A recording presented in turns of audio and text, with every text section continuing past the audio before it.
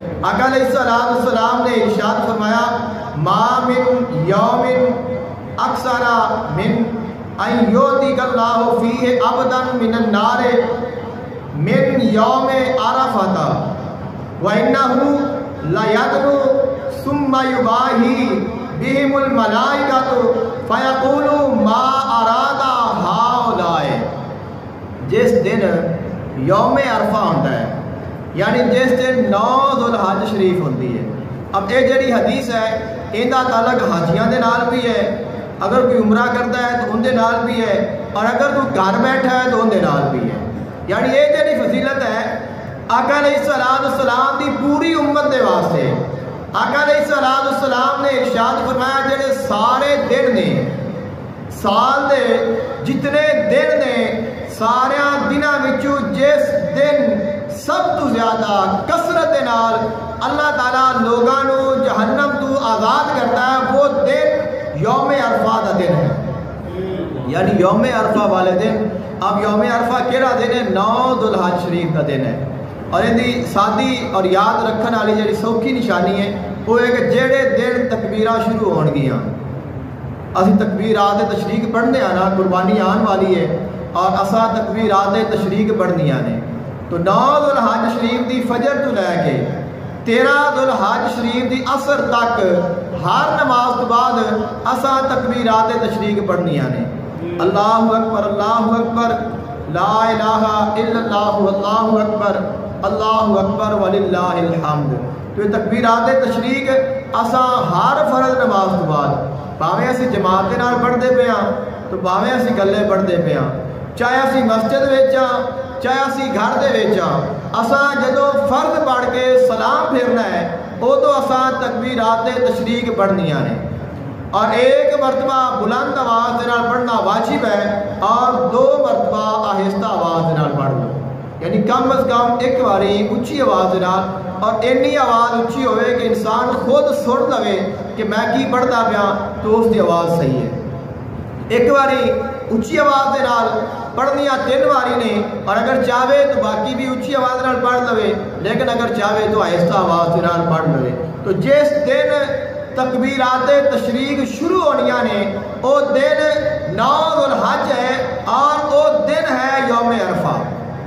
یوم عرفہ دے متعلق آقا علیہ السلام نے ارشاد فرمایا ما من یوم اکثر من ان یؤتیک اللہ فی عبدا من النار، کہ دنوں وچوں سارے دنوں وچوں کثرت دے نال جڑے دن اللہ اپنے بندیاں نو جہنم دے وچوں آزاد کرتا ہے، انہاں نو رہائی عطا کرتا ہے، وہ دن یوم عرفہ دا دن ہے۔ اور یوم عرفہ والے دن جس وقت سارے لوگ اور خصوصاً جڑے حاجی نے وہ میدان عرفات دے وچ ہوندے نے اور وہ حج پڑھ رہے ہوندے نے، تو فرمایا وَإِنَّهُ لَيَدْنُو، جس وقت سارے لوگ کٹھے ہوندے نے نا، اور جڑا بندہ کہ اللہ تعالیٰ دی عبادت کرتا ہے اللہ تعالیٰ انہاں نو ویکھدا ہے، اور پھر اللہ تعالیٰ فرشتیاں نو بلاندا ہے، اور پھر فرماتا ہے اے فرشتیوں ویکھو میرے بندے میرا کیویں ذکر کرتے پے نے۔ اللہ تعالیٰ اپنے بندیاں تے فخر کرتا ہے، جی میں کسی بندے نو اللہ اچھا مکان بناؤں دی توفیق دے دے تو بنا کے پھر آتا ہے کہ آ یار ایک جگہ بنائیے،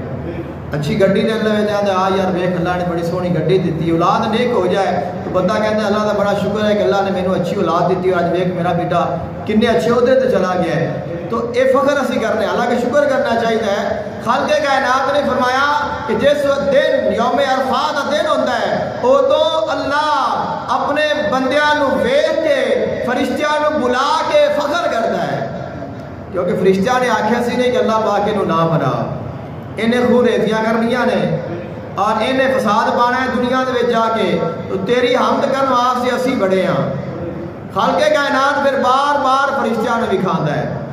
فرماتا ہے کہ تساں اس میرے بندے دی مخالفت کیتی سی اور ویکھو کہ میرا بندہ کیویں مینوں مندا ہے، کیویں میری عبادت کرتا ہے۔ پھر اللہ فخر کرتا ہے کہ اے او میرے بندے نے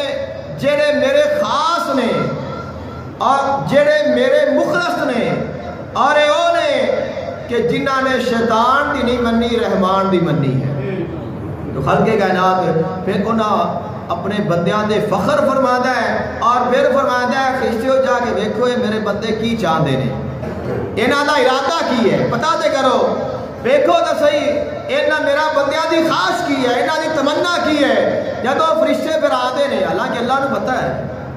اللہ تعالیٰ کو پتہ ہے کہ میرا بندہ میرے کو کی چاہتا ہے، لیکن خالق کائنات فرشتیاں کو فرماتا ہے کہ جاؤ تسی ویکھ کے آؤ۔